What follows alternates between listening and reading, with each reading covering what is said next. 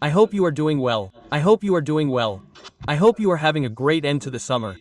I hope everything is going well for you, and I especially hope that at the end of this program, you will retain your capacity for indignation, because what I am going to tell you requires the full mobilization of this capacity for indignation. Today, as luck would have it, on August 25, 2025, at the Sid Mohammed Prosecutor's Court in the Economic and Financial Affairs Division, or the Specialized Criminal Division specializing in economic and financial affairs, the trial of the famous corruption scandal surrounding the iMetal Group began. When you put it like that, this case won't mean much to you.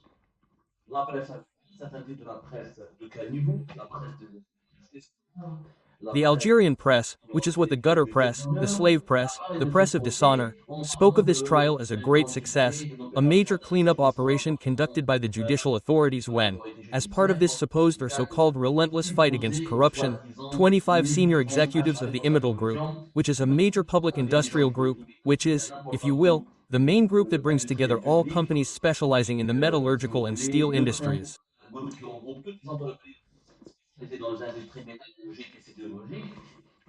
Except that behind this case, there is a drama, a tragedy, and this trial no longer makes any sense. Why? Because the main defendant died in prison on July 4. On July 3, 2025, it was Tarek Bouslama, who was the former CEO of the iMetal Group. He is the main defendant. He was in prison for 26 months, and they didn't try the case. When he died in July, the justice system panicked, knowing that it was completely responsible for this man's death because there was no evidence of his guilt, no concrete and tangible evidence. He could have at least been put under judicial supervision to allow him to receive treatment and protect his health. He was really killed. We talked about the blog, we talked about it on July 4, 2025. The day after his death, we explained how this CEO, who runs a group of 35 industrial units in metallurgical production and construction, and services and everything related to steelmaking, died at Mustafa Baka Hospital. We explained how he had been imprisoned since March 2023 without ever having been tried. He was imprisoned in Kolea prison. He was treated very poorly, like all fragile patients with chronic illnesses and medical complications. They cannot receive medical care. They cannot get treatment. The infirmaries in Algerian prisons are death traps. They cannot treat anyone, so he died after being urgently transferred to Mustafa Baka Hospital. 26 months of pre-trial detention, even though the presumption of innocence prevails. He was not tried, he was not convicted, he was put in prison for 26 months, which puts Bama in prison. Now we are going to judge the case. Look at this hypocrite and the journalists of dishonor, the slaves, the faithless, the soulless, the dogs. They didn't even have the courage, I say it, they're dogs, they didn't even have the courage to write a line and say, "Ah, but it's a party." Diema, the main accused, he's dead. Quote. Now, you're going to judge the case immediately. Why didn't you schedule the trial before? From March 20, 2023 until July 2025, the gentleman was in prison. You never wanted to judge this case. Once he was the main accused and dead. Ah, now you want to judge him? I remind you that Diema was under 60 years old and he was in psychological distress and his state of health was chronically ill, and unfortunately during his life, he was unable to cling to life and he died in atrocious conditions. Moreover, there was never an investigation. Why did he die? Under what conditions could his life have been saved or not? So the Criminal Division of Economic and Financial Affairs will try the case immediately, starting today.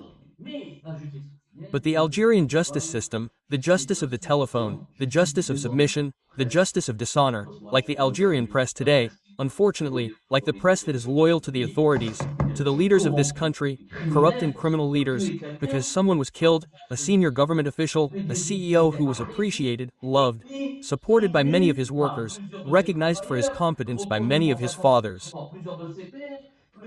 Several specialists and experts in sedation surgery recognize his record as not catastrophic, perhaps not extraordinary, but a very appreciable record with notable achievements and room for improvement that could have been promising. But why does the Algerian justice system want to tackle the case today? It is not the ultimate case, it is the case.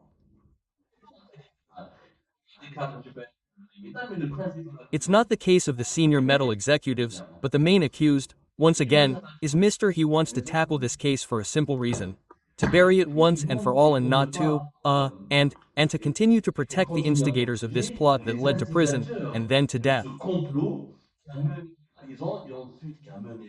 And what a death, a horrible death, to die in prison when you haven't even been convicted yet, while your presence, your innocence, should have been very important, should have been, it should have been preserved.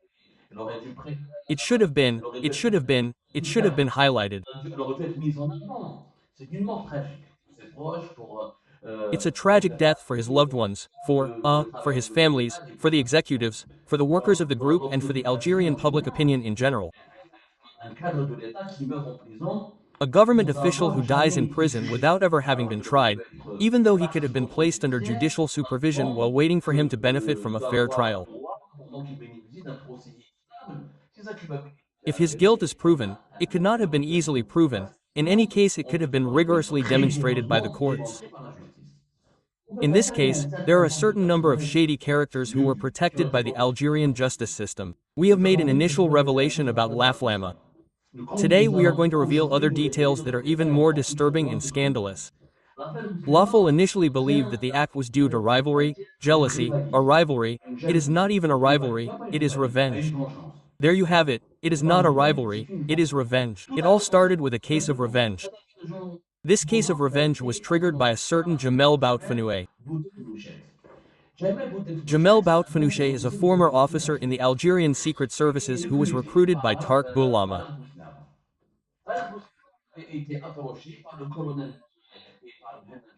He had been approached by Colonel Muad and Matter, who were the main leaders in charge of the DDSE, the Directorate of External Security Documentation from 2022 to 2024.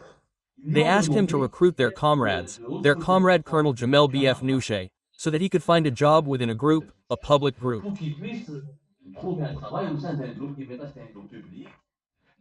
The steel industry, metallurgy, is one of the few important industrial sectors in the country, and there are financial constraints. It has significant financial stakes. In addition, the state of projects, the Algerian state, since the time of Bouteflika, has been trying to develop the steel industry so that Algeria becomes a country that exploits iron or steel products. Jamd was recruited by Bouslama, whom he took under his wing. He practically became his assistant. He gave him an office, means, company cars, a very nice salary that allowed him to have good living conditions. He thought that by recruiting Jamel, he would gain favor, support, protection and an alliance with Mode and Major General Honpar, two powerful officers in the Algerian education services. When you are a CEO in the government, in Algeria, unfortunately, you always try to forge alliances to boost your career, to protect yourself from the ribs of your adversaries. Unfortunately, the opposite would happen, since Jamd would turn against his own mentor, against the one who extended a helping hand to him and who made him an executive, a metal executive, a superbly well-paid executive and a practically wealthy family member, because he had access to very comfortable living conditions. Jabed is going to argue with Tama because first of all, he was involved in corruption. He was a corrupt man, a crook. He indulged in corrupt practices, but he had abused when he wanted to divert a villa, a headquarters, a villa that belonged to the Hannaba group. He wanted to live in it, divert it and occupy it. That case caused a lot of noise. Bouslama, he had to react and, make decisions to protect himself. Because you have an executive of a public company who is going to divert a company residence which is a villa and who is going to occupy it for his entirely personal use. It was, what do you call it? Bama would have put himself in danger if he had not reacted. It could have cost him his head. So he decided to sideline Jamel Bouteflika. Jam Bouteflika did not appreciate this gesture and he argued, he yelled, he tried to oppose him with an arm, tried to threaten, to intimidate the deceased. The latter finds himself forced to separate from him for the good of the functioning of the group and to avoid problems in the management of the company or problems or cases of indiscipline and to prevent other scandals from breaking out. Bonnet, he did not swallow his dismissal, his bed, he decided to take revenge. He decided to take revenge when Amma had recruited him, gave him, once again, crazy privileges, a great salary, lots of social benefits and lots of social and professional advantages. Well, there is no recognition. Ingratitude was the key word in Jamel Boutef Nouched's conduct, who therefore used his contacts within the secret services and security apparatus to launch a plot against Tarek Bouslama. So, Boucher went with Jar and Coronel mode.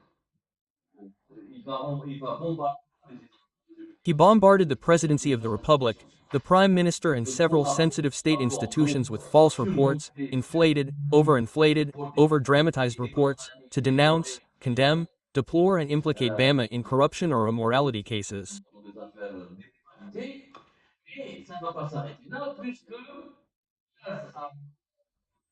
But it didn't stop there because thanks to Coronel Muad or J-Bar Jamel Bad became friends with certain people, including Commissioner Tarek Bouslama, the boss from 2021 until almost the end of 2020, and even 2024, until the fall of Finden Bencher, the head of the Algerian police.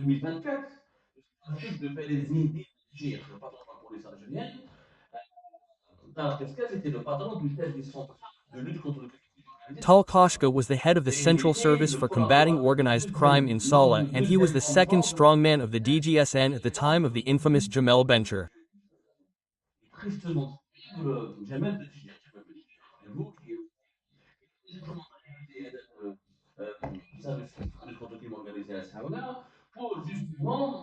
Well, remember who was the one who used the Central Service for Combating Organized Crime to directly attack other security services, other security agencies, that is to say, to do. At the time, there was direct competition between the DGSI barracks and the Fin Center.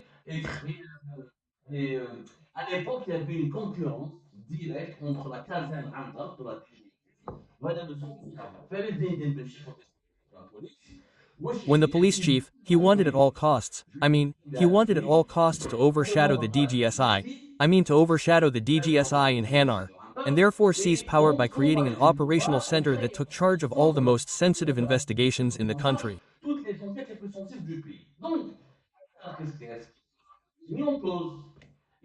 So who was later questioned, he was taken into custody, he was even supposed to go to prison for the party in Bencher.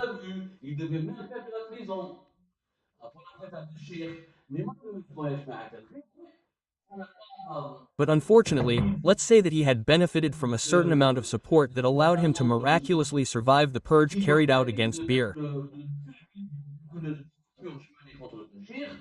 And that's how he was just put on trial. He was thrown out, practically dismissed. He was dismissed from the DGSN police. We read that he was living happily, he was enjoying his retirement in his house. Normal, he was never worried again. While his mentor FZ Beecher is in prison. Why? Because he was playing a double game, he had a double life, he saw two double roles.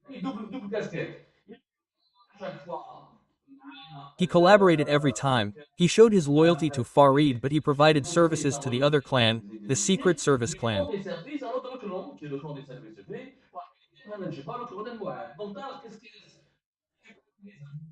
Kesk recovered the information that had been prepared and manipulated by Jamel Bad against Bama, and it was the Central Services for the Fight Against Organized Crime that would build the case against Tarek Bouslama. And it was this work of the DGS of Sahala that would unfortunately allow Al-Bama to be implicated in an arbitrary and brutal manner. It didn't stop there. Tarek Bouslama was also subjected to the relentlessness of another clan of the National Gendarmerie. In addition to this police commissioner, there was a colonel who was Jamel Boutfet who was T-Bama's adversary so that the National Gendarmerie would charge Tarek Bouslama and in turn carry out a flawed investigation like the DGSN that would implicate him. What happened? So Colonel, the commander of the gendarmerie group, is a colonel. Regardless, he is not the most important person. This colonel had a contact with General Bez, who is now the number two. Who is now the number two of the Algerian gendarmerie, that is to say, the equivalent of the chief of staff of the Algerian army forces, the chief of staff of the Algerian gendarmerie forces. He is even tipped to become the future president of the Algerian gendarmerie within a year. At the time of the events, he was in charge of the regional command of Blida. And he was the one who was contacted by Tarlama's adversaries so that the Algerian gendarmerie could carry out, or once again, investigate Tarlama, in a partial and just way, with the aim of smearing and demonizing him. And why did the BZ take over this case? That Bax has direct links with the competitor? What is the first competitor of the Imidal group? It is Taselli Tubes. Both are in the metallurgical industry. And the Turks were lobbying and pressuring the Algerian government to take away two important contracts from Imidal, so that they could win them themselves. So it's a what do you call it? It's a contract called the Recovery of Industrial Waste awarded to a subsidiary of the metals company called ENR and the Industrial Waste Recovery contract of the Sonatrach Group. Taselli wanted to access these two markets. He wanted to seize these two markets that rightfully belonged to Imidal. What was he looking for? If the CEO of the metal group ends up in prison, or if he falls into disgrace, it will help him in his lobbying efforts to convince the state to take away its contracts from a public company that is, Imidal, and give it to Taselli. So, Boke, who wanted to help Taselli, because he has affiliated links with them, with the Turks, that is to say, for him, this affair is a real boon. He will, in his turn, influence the Algerian gendarmerie who will conduct an investigation against him. And it is under these conditions that in March 2023, he was imprisoned following a manipulation and a plot where all the investigations were carried out and conducted against him without any transparency and, once again, with a lot of opacity. A lot of opacity. In the end, Emkin, Tarek Bouslama, remained in prison for more than 26 months. You know how he died. He died on July 3, 2025. He was never heard by a judge, he was never tried, he was never convicted. And today, the Algerian justice system is going to decide to, how should I say, to hold a superficial trial, a very informal trial in the absence of the main accused, a trial for the sake of form, which is empty, just to make public opinion believe, to make people forget Boulama's death, and to try to convict certain collaborators and executives of the Imidal group, to say that yes, Bama was put in prison because there really was a corruption scandal. But I think that by now you know. It is the truth. It is a case of personal revenge that has taken on a completely new dimension, because several clans and several lobbies within the Algerian government had an interest in liquidating, weakening the Imidal group and liquidating its PDGAM, in order to satisfy foreign interests that are completely opposed to the general interest of our country. Yes,